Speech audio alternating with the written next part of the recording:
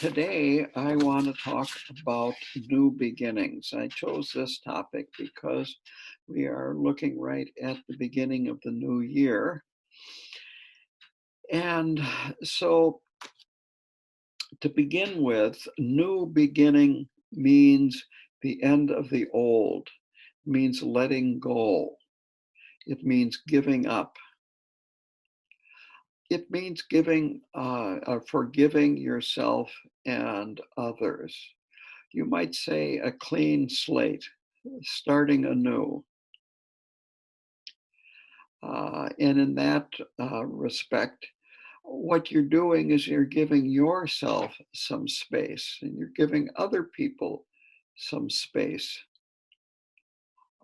Space to explore new possibilities, new ways of relating to yourself and relating to the world.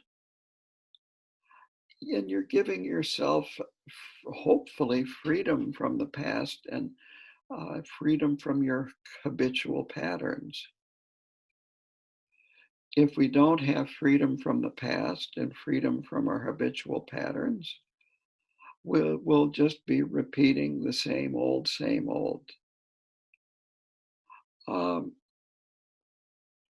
So this is about going in new directions, new possibilities.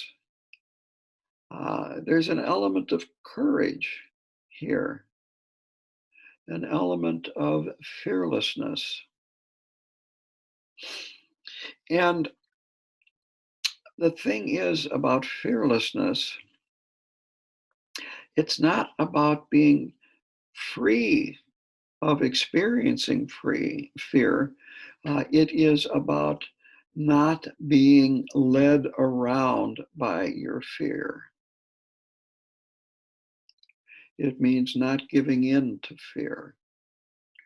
It is going beyond fear, experiencing fear and going beyond. So that's what courage is all about. It's not that you don't have any fear, is that you will experience it and go beyond it, and not, when you see it, then try to avoid it or back away from it. If you back away from it, avoid it, and so forth, you will continue to do that over and over again. You will never go beyond the fear. So this is a very important point, that it's quite possible, even if we take little steps, to work with fear and develop more courage. So going on to the new year and how this applies, as they say traditionally in this country, in with the new, out with the old. And again, it's easier to say that than actually do it. We all know about New Year's resolutions, that by the 1st of February, it was like, what resolution? But this is looking at this thing a little more seriously than that.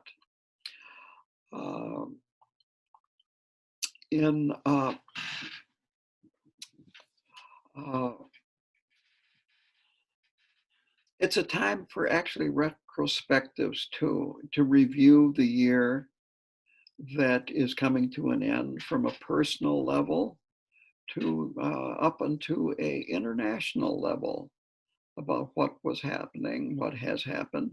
You might say we can learn from the past, but we can't change the past, and we can't be bound by the past. So it's good to do a personal inventory and kind of congratulate yourself for what you have accomplished, when you have accomplished things. And then when you realize, when you see things that you haven't done very well, to acknowledge that too. And then make the commitment to do better in the coming year. We really have to look within and examine ourselves very closely um, when we're doing these things, because if you don't acknowledge them, it's like they don't exist, and we can deny it even. So in Tibetan Buddhism, the most sacred day of the year is Losar.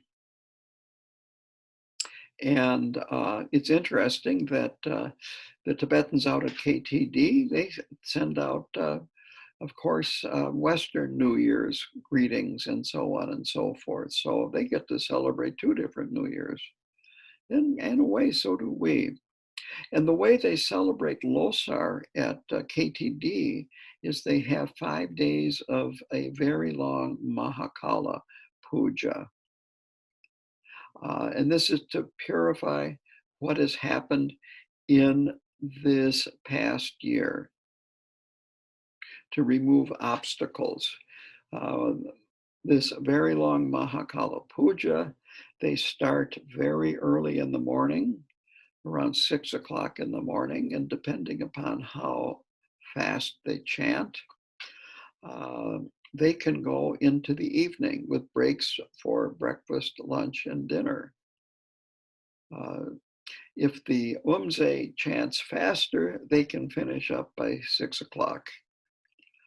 But anyway, it's a very, very long, complicated Mahakala puja. And the reason it's done is to remove obstacles to the three jewels, the Buddha, Dharma, and Sangha, and obstacles to practice. Mahakala is a wrathful form of Chenrezi. It is still, you might say, Mahakala's heart is compassion, but sometimes you need to have this forceful activity to pacify obstacles to our practice and to the Dharma in general. And I did find a very beautiful Mahakala tanka in the Minneapolis KTC property, and Khenpo Tenkyong hung it up in our shrine room here at Hay River KTC.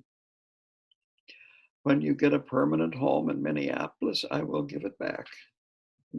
But in the meantime, he's protecting our shrine room here and our practice here. After that, they do a fire puja to, again, pacify various influences that could be negative.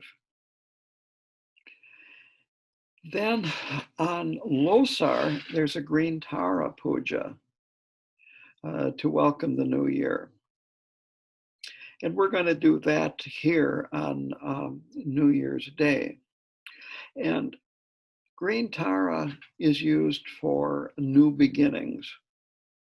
It's done at consecrations. It's done at weddings. At KTD, they do it at 6 o'clock in the morning to start each day in a good way.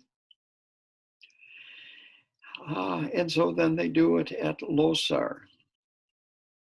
And green Tara, or all the Taras, are called Drolma.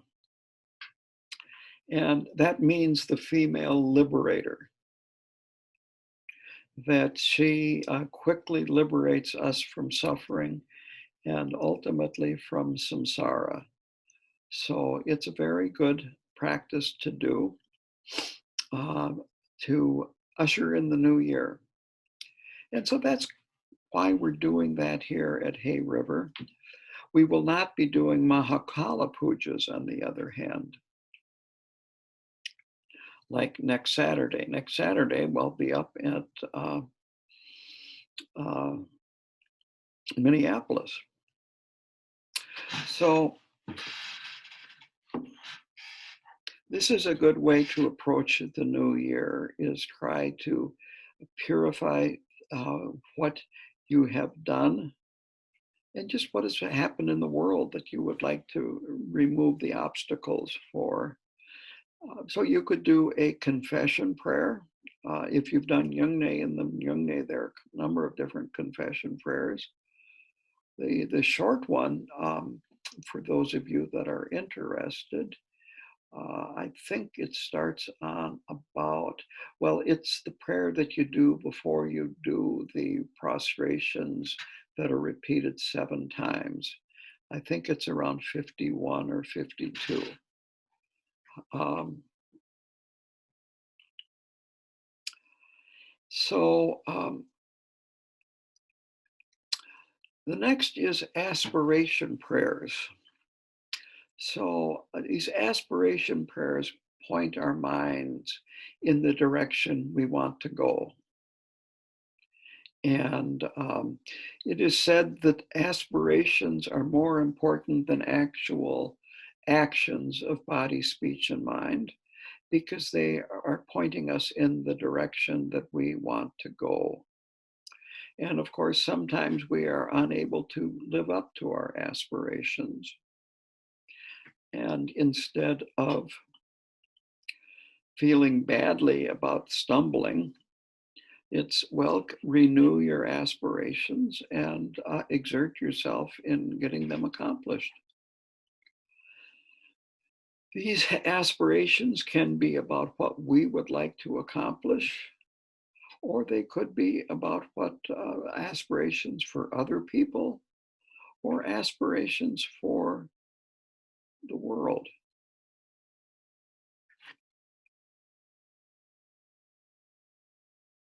They kind of give us a purpose, aspiration prayers. And so there are standard aspiration prayers. Again, there are a lot of them that are done at the end of Yom but they're much shorter aspiration prayers too. When I was in 3-year retreat, Rinpoche had us do aspiration prayers when we were done practicing for the day in the evening. And they were the same prayers that are done at the end of the 3 sessions of the Nyungne. The King of Aspiration prayers, the aspiration prayer of Maitreya, the Mahamudra aspiration prayer, and then the aspiration prayer from the 10th chapter in the Bodhisattva's Way of Life. But you can come up with your own aspirations and things like, may I attain Buddhahood? May I become a bodhisattva that is able to benefit others much more than I am now? And so on and so forth. Here's a quote from the Karmapa that I like about aspirations. Just look within to the virtuous thoughts you have had, and you will always find a reason to love yourself. Take joy in your sincere intentions. If you have been able to make beautiful aspirations, these aspirations will always be a part of you, a beautiful part. The deepest reasons to love yourself have nothing to do with anything outside of yourself, not with your body or others' expectations of you. If you ground yourself in your own goodness, nothing will be able to damage your self-esteem. And that own goodness is Buddha nature.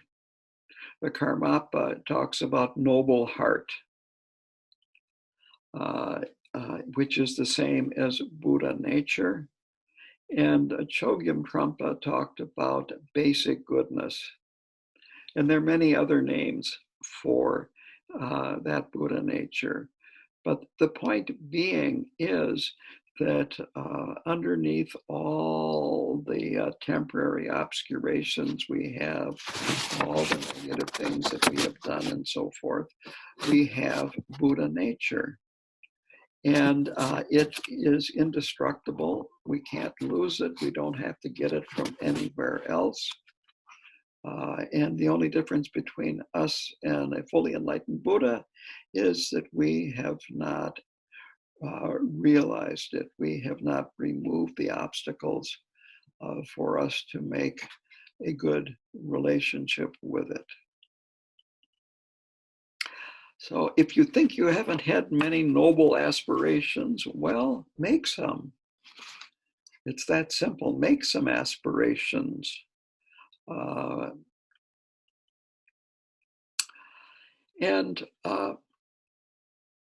So here is an aspiration prayer for the world that the Karmapa wrote. It's interesting. He wrote this after that tsunami in Indonesia, and they're just on the 10th anniversary right now of this. And this is called Aspiration for the World. World, we live and die on your lap. On you we play out all our woes and joys. You are our home, O ancient one. Forever we cherish you. We could not bear your loss. We wish to transform you into the pure realm of our dreams, into a field where all creatures live without prejudice, all equal.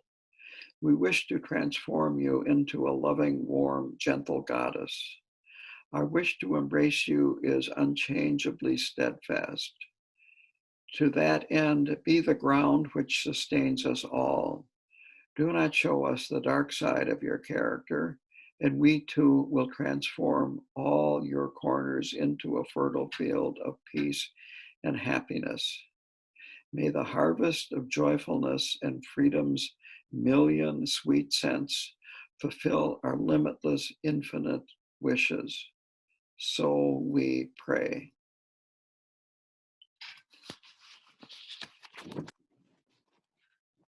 So that is one type of aspiration prayer.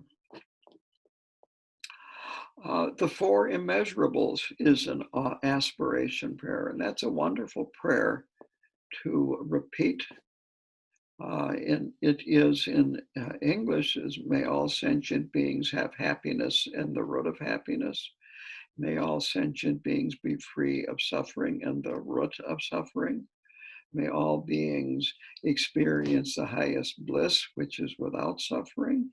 And may all beings rest in equanimity without attachment to those near and aversion for those distant.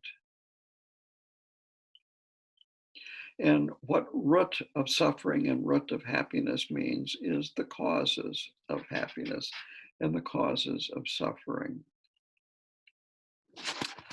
So that's a little bit about aspirations. Now, every day is a new day. And this is why they do the Tara Puja every morning at 6 o'clock. Khenpo Tenkyong was here at my center the end of May, beginning of June. He had his brother with him too, and the three of us every day would go out to the shrine room and do green Tara. And so when you wake up, you don't necessarily have to do green Tara, but make an aspiration to be beneficial to others and to avoid negative actions. It's a lot better to do that than to wake up and think, oh, here we go, another day. I don't know if I can get through it. It's so hard. Or whatever. Be motivated by loving kindness and compassion. And this is for both yourself and for others. It's very hollow thinking that I'm going to have loving kindness and compassion for people that I meet, but in the meanwhile, I think that I am a terrible person. That's not loving kindness. That's not compassion. In fact, you really can't have loving kindness and compassion for others unless you have it towards yourself. So when you get up in the morning, make this aspiration to be beneficial to others, be beneficial to yourself, and to avoid negative actions. So then at night, before you go to bed, um, take a look at how the day went and where you have done well. Feel good about that. Acknowledge it, that you have done well. And I can tell you from my own experience, I could always have done better. This isn't about being perfect. This is about acknowledging where you have accomplished things and done well.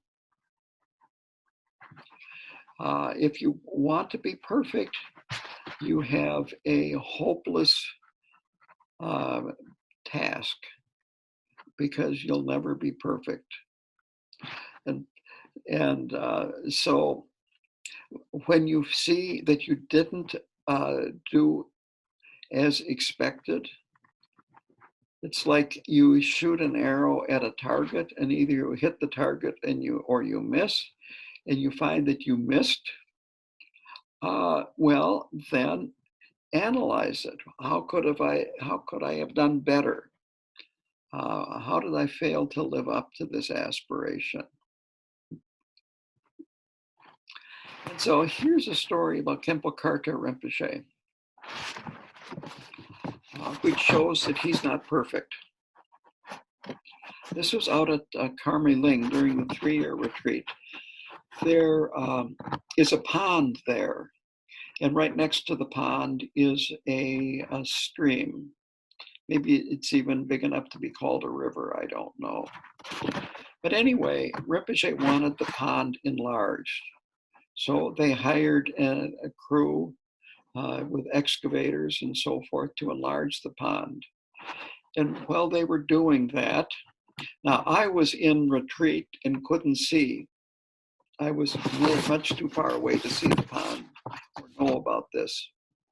But while they were doing that, they breached you might say, the natural dam between the pond and the stream, and the water emptied out. And then there were all these fish flopping around in the mud. And I heard from our cook, who could go out, that Rinpoche was slogging around in his robes in the mud, picking up fish and taking them to the pond.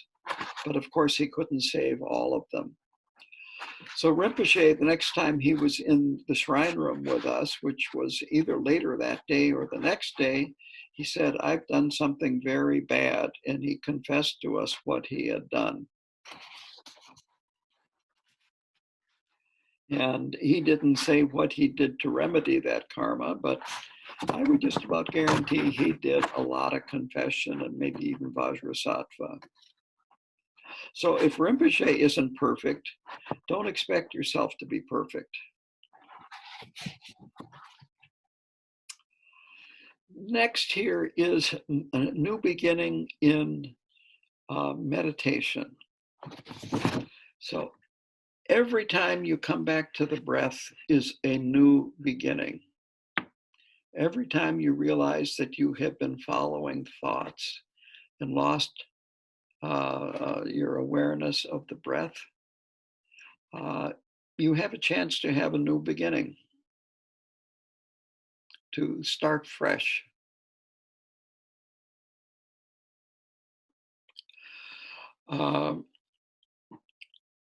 That moment is fresh because there's no past, there's no future. You're right there with the breath. As soon as a thought arises and you get carried away, the freshness is gone. Now you're in your thoughts again. And so it's important to be able to realize that when you're meditating, every moment you have the opportunity for a new beginning. Every single breath is an opportunity for a new beginning.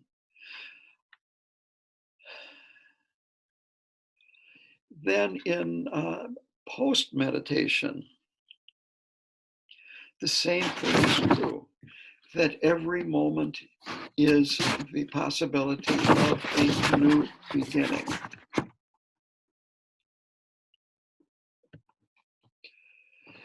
If we are in the fresh moment, then we are experiencing what is happening rather than what did happen or what could happen or what we imagine happened or imagining what may happen and so forth. And so here's a story of mine about worrying, which is about the future instead of being in the present. So I worked as a prison chaplain, and it was a roughly 1 hour and 45-minute drive from the time I left home to the time I went in the door of the prison. And sometimes I would leave late for work. And if I wanted to, I could think about what happens if I'm late. The whole hour and 45 minutes, I could worry the whole hour and 45 minutes about what would happen. And the warden's office had a window on it, and it looked right out to the parking lot, and I would have to walk by his window to get into the prison. And I could think, what will the warden do if he sees me coming in late? And imagine all kinds of problems. Or the other extreme would be to just let go of it. Because in actuality, I could only be late once. And that once hadn't happened yet. And this is an important point, that when we're going through our daily life, worry is not being in the moment. It's being somewhere else. It's your imagination. The same thing with plans. Plans are your imagination. Memories are your imagination. I think I told this story last Saturday, but I will repeat it here. And that was, I had, when I worked at the prison, had a library that was supervised just by the chaplain department. It was separate from the main prison library. And if an inmate had an overdue book, he would get a notice. One of my inmate workers would send the notice. They were in charge of managing the library. And if he didn't bring the book back, then in a little while, the inmate worker would send out a second notice telling him to bring the book back. And if he still didn't bring the book back, then my inmate worker would put a notice on my desk that this was the third overdue notice. And then I would call up the guard station in the housing unit. Back in the old gangster movies in the 30s, they'd call it a cell block, but now we call it a housing unit. And then I would tell, well, send John Smith down to the chaplain's office. Well, one day this man came to my office and he was just about shaking. And so I told him to sit down because he was really in distress. And after he got sitting in the chair, I said to him, "You've got an overdue book." And he just about collapsed on the floor. As he was leaving his housing unit, other inmates would say, "Oh, this is not good. You're going to see the chaplain." Because the inmates would associate the chaplain with telling people that someone in their family had died. And he said then after he left the housing unit and was walking to the chapel, he kept thinking, oh, my father died earlier this year. No, it was an uncle that died early this year. And he said, oh, he was a Christian. He said he started praying to God, oh, God, please let it be my father that died and not my mother. And that's how bent out of shape he had gotten from speculating on the future. And we all do that to a certain extent. And we can bring ourselves back to the present by actually touching any of our five senses, whether it be breathing, tasting, touching, what we see. But if we bring ourselves back to any self or sensory perception, we can let go of these things, even if it's for just a little while. And it really helps to understand that all this is thought, and that the thought has no true existence. It's just thought. It's a creation of our mind, or they say the play of the mind.